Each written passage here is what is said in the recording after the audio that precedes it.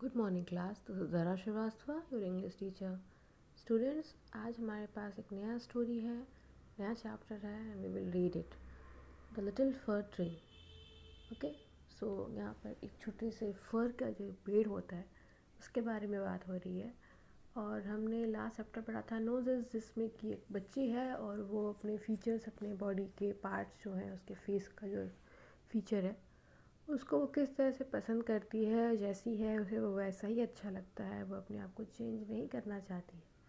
Just opposite यहाँ पर एक फर ट्री की कहानी है जो कि अपने आप से खुश नहीं है, और वो जब अपने अंदर कुछ चेंजेस करता है तो उस ट्री के साथ क्या होता है आज हम इस चैप्टर में पढ़ेंगे। Shetty the magician was returning home when all of a sudden it began to rain. Shetty जो एक जादूगर था वो अपने घर की तरफ लौट रहा था। when all of a sudden it began to rain, कि तभी अचानक से वहाँ पर बारिश शुरू हो गई। sudden means अचानक से। it rained heavily, बहुत ही ज़ोरदार बारिश हुई। Shetty looked around for shelter and saw a pretty little fir tree. Shetty ने अपने आसपास देखा, अपने अराउंड देखा उसने कि उसे थोड़ी सी कोई जगह मिल जाए जहाँ करके वो रुक जाए। तभी उसे एक फर ट्री दिखाई दिया। He ran towards it as fast as he could, और जब उसने वो पेड़ को देखा तो वो उसकी तरफ बहुत ही ज़ोर से दौड़ा, जितने तेज़ वो दौड़ सकता था, ताकि वो जल्दी से जल्दी उसके पास पहुंच जाए और बारिश में भीगने से बच जाए। सून द रेन स्टॉप्ड, और थोड़ी ही देर के बाद जल्दी ही जो रेन थी वो स्टॉप हो गई, बारिश बंद हो गई।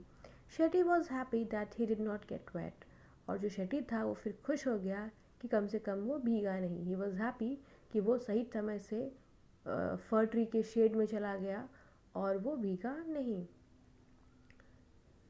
Thank you, you have been kind to me, I would like to reward you. Shetty ने बोला कि आपका बहुत बहुत धन्यवाद फर ट्री, कि आपने मेरे ऊपर दया दिखाई और मुझे अपनी छाया में रखा। मैं आपको कोई इनाम देना चाहता हूँ। किसने बोला? शेटी ने बोला। Ask you for 4 wishes and I will grant them, said the magician. जादूगर ने बोला कि आप मुझसे कोई भी 4 विशेज़ मांग सकते हैं और मैं आपकी विशेज़ को पूरा करूँगा। The sad fir tree had leaves like needles and no birds ever made their nest on it. जो फर ट्री था उसकी जो पत्तियाँ थीं वो बहुत ही सुई की तरह नुकीली थीं, और जिसकी वजह से कोई भी चिड़िया उस पर अपना घोंसला नहीं बनाया करती थी, अपना नेस्ट नहीं बनाया करती थी। So it said, I wish I had green leaves like my other friends. तो उसने बोला कि मैं चाहता हूँ कि जो मेरी पत्तियाँ हों भी बाकी जो मेरे पेड़ दोस्त हैं उनके जैसे ही हो जाए, ताकि चिड़िया आकर के मेरे ऊपर भी रहें। Next morning it's wish was granted. अगली सुबह जब फर ट्री ने देखा तो उसकी विश पूरी हो चुकी थी। सून अ गोट, क्या विश थी उसकी? उसकी विश थी कि उसकी जो निडल जैसी पत्तियां हैं, जो सुई की तरह नुकीली धारदार पत्तियां हैं, वो एक नॉर्मल पत्तियों में कन्वर्ट हो जाए। तो जब वो सुबह उठा उसने देखा कि उसकी सारी पत्तियां नॉर्मल पत्तियों की तरह से हो चुकी हैं। Soon a goat came along and ate all the green leaves. Now see, तभी क्या हुआ, एक बकरी आई और उसने जितनी भी पत्तियाँ थीं, जितनी तो वो खा सकती थी, और उसने वो सारी पत्तियाँ खा ली। Oh dear, said the fir tree. Fir tree ने बोला कि अरे ये क्या हुआ। I wish I had gold leaves as goats do not eat gold leaves. उसने बोला कि काश कि मेरे पास सुनहरी पत्तियाँ होती, गोल्ड की, सोने की बनी हुई पत्तियाँ होती, तो उन पत्तियों को जो ये गोट है ये नहीं खाती। आखिर कोई गोट गोल्ड क्यों खाएगी, उसको तो पेट भरने के लिए ग्रीन लीफ चाहिए। तो ऐसा सोच करके उस फर ट्री ने अपनी ये वाली विश भी मांग ली।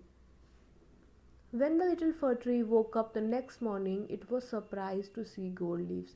अगली सुबह जब फर ट्री उठा तो उसकी वो सरप्राइज, वो खुश हो गया, आश्चर्यचकित हो गया, क्योंकि उसकी सारी पत्तियाँ अब गोल्ड की हो चुकी थी। How happy I am, it said. उसने बोला अब मैं कितना खुश हूँ क्योंकि मेरी सारी पत्तियाँ गोल्ड की हो चुकी हैं। A man came along and stole the gold leaves. तभी एक आदमी वहाँ पर आया और उसने सारी सोने की वो सुनहरी पत्तियाँ चुरा ली, उसको तोड़ के अपने पास रख लिया। अब ये देख करके जो फर ट्री था वो और उदास हो गया। आई wish I had glass leaves instead. मैं सोचता हूँ कि काश गोल्ड लीव्स के बजाय मेरे पास ग्लास यानी शीशे की पत्तियाँ होती। Man do not steel glass leaves. तो जो आदमी होते हैं ये शीशे की पत्तियाँ नहीं चुराते, ये शीशा नहीं चुराते। The next day its glass leave shone in bright sun. और अगली सुबह क्या हुआ, उसकी ये वाली विश भी ग्रांट हो गई और अगली सुबह सूर्य की सुनहरी किरणों में उसकी जो शीशे की जो पत्तियाँ थीं वो चमकने लगी। The next day its glass leave shone bright in the sun. Shone मतलब ये शाइन का ही पार्ट है। ओके, शाइन मतलब चमकना होता है, शाइन का ही वर्ब का नेक्स्ट पार्ट है, वो है shone. How happy I am it said. फिर जो फर ट्री था वो फिर खुश हो गया क्योंकि वो चाहता था कि वो ग्लास की हो जाएं और फिर सारी लीव्स ग्लास में कन्वर्ट हो चुकी थी। तो उसने बोला कि अब मैं कितना खुश हूँ। At night the wind blue. और फिर रात में क्या हुआ, रात में हवा चली। ठीक है, ब्लू मतलब चली थी, ब्लो का ही फॉर्म है ब्लू। ठीक है, और वो हू करते हुए खूब ज़ोर ज़ोर से हवाएं रात में चली। All the glass leaves broke. और जिससे कि क्या हुआ, सारी जो शीशे की पत्तियाँ थी वो सभी टूट गईं। Oh dear said the fir tree. Fir tree ने बोला कि अरे ये क्या हुआ। I like my old little like leaves best, for goats do not eat them, no man can steal them, the wind will not do them any harm. So fir tree ने फिर उसको याद आ गई अपनी पुरानी पत्तियाँ। उसने सोचा कि मेरी पुरानी पत्तियाँ ही अच्छी थीं, वही बहुत बेस्ट थीं, क्योंकि ना तो कोई बकरियाँ उन नुकीली पत्तियों को खाती थी, ना ही कोई आदमी उन नुकीली पत्तियों को तोड़ता था, ना ही मेरी पत्तियाँ हवा से गिरती टूटती थीं। तो काश कि मेरी जो पुरानी पत्तियाँ हैं वही वापस आ जाएं। और इस तरह से उसकी चौथी विश भी पूरी हो गई। The tree went to sleep. इसके बाद जो पेड़ था वो सो गया। When it woke up next morning, it had all its needles back again. क्या हुआ, जब वो सोया और जब वो फिर उसकी सुबह जागा तो उसने देखा कि उसकी सारी वो नुकीली पत्तियाँ वापस से आ गई थी। Oh, I never was so happy said the little fir tree. Fir tree ने बोला कि अरे इतना खुश तो मैं कभी भी नहीं हुआ, थैंक गॉड कि मेरी सारी पत्तियाँ वापस आ गई। So now we have understood the story and what do we learn from the story? We learn from the story that we should accept ourselves the way we are. हम जिस तरह से हैं हमें खुद को वैसे ही स्वीकार करना चाहिए, उसी में खुश रहना चाहिए। हमें दूसरों से अपनी तुलना नहीं करनी चाहिए। हम अपने आप में बहुत अच्छे हैं, ईश्वर ने हमें जैसा बनाया है हम बहुत ही बेहतर हैं। कभी भी अपनी तुलना किसी दूसरे बच्चे से, दूसरे इंसान से आप ना करें। ओके, एंड आई होप आपको ये बात समझ में आ गई होगी। कुछ नए वर्ड सीखे हैं हमने, जैसे प्रिटी मतलब प्यारा, निडल्स मतलब धारदार सुईनुमा, लीव्स मतलब पत्तियाँ, एक पत्ती को लीफ कहते हैं और कई सारी पत्तियों को लीव्स कहते हैं। गोल्ड मतलब सोना, बहुत जो मेटल होता है एक तरह का, बहुत ही प्रेशियस मेटल होता है। और स्टोल मतलब चुराना। ओके, इसके साथ हमारे पास टिक करने के लिए हमें कुछ क्वेश्चंस दिए हुए हैं, हमें सही आंसर्स को यहाँ पे टिक करना है। पहला क्वेश्चन कह रहा है the pretty little fir tree was happy with gold leaves. जो लिटिल फर ट्री था वो अपनी सुनहरी पत्तियों के साथ खुश तो था, लेकिन a goat came along and ate them. नहीं, गोल्ड की पत्तियों को गोट ने नहीं खाया। All leaves got wet in rain. नहीं, वो पत्तियाँ बारिश में नहीं भीगी थी। A man stole them. Yes, the third option is right. एक आदमी आया और उसने इन पत्तियों को चुरा लिया। Similarly the fir tree was sad. जो फर ट्री था वो उदास था। क्यों उदास था? क्योंकि उसके पास सुईनुमा पत्तियाँ थी। The fir tree was not happy with the gold leaves. जो फर ट्री था वो गोल्ड लीव से खुश नहीं था। क्यों? क्योंकि एक आदमी आया और उसने इन पत्तियों को चुरा लिया, तो उसके पास कोई भी पत्तियाँ वापस नहीं बची। ओके, इसके साथ ही हम आगे बढ़ते हैं। आगे हमारे पास वर्ड बिल्डिंग की एक्सरसाइज है। हमारे पास जो वर्ड्स दे रखे हैं हमें इनको ऑपोजिट वर्ड में लिखना है। मैंने एक दिन आपको पढ़ाया था ऑपोजिट वर्ड्स के बारे में, ठीक है। तो ऐसे वर्ड्स को हमें इन वर्ड्स को रिप्लेस करना है, ठीक है। लाइट का ऑपोजिट होता है हैवी, वॉर्न का होता है लूज, लव का होता है हेट, फुल का होता है एम्प्टी मतलब खाली, और ओल्ड का वाइज का होता है स्टूपिड। ठीक है, सो यहाँ पर हम जो वर्ड्स हैं उनको चेंज कर देंगे। जैसे पहले एग्जाम्पल में देखिए कर रखा है, I carry a light bag to school every day.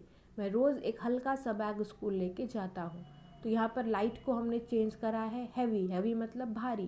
तो यहाँ पर कह रहा है I can carry a heavy bag to school every day. मैं स्कूल एक भारी बैग लेकर के जाता हूँ। सिमिलरली इसके आगे आ जाते हैं, Reena won the race. Reena ने रेस जीती, तो रीना लॉस्ट द रेस। ठीक है, सिमिलरली नीचे आएंगे, आई लव ईटिंग वेजिटेबल्स, तो यहाँ पर हो जाएगा I hate eating vegetables. This glass is full of milk, तो यहाँ पर हो जाएगा the glass is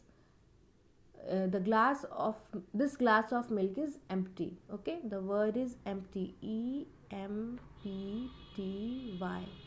Okay, similarly the old man is wise, तो old man is stupid या fool, कुछ भी आप लिख सकते हैं। ओके, अब देखिए यहाँ पर हमारे पास वर्ड्स दे रखे हैं, हमें इनको ऑपोजिट बनाना है अन या इम लगा करके उसके सामने। ऐसे कई एक्सरसाइजेस हमने अपने पुरानी क्लासेस में कर रखे हैं। सो जैसे कि ये हैप्पी है तो इसके आगे अन लग जाएगा, अनहैप्पी।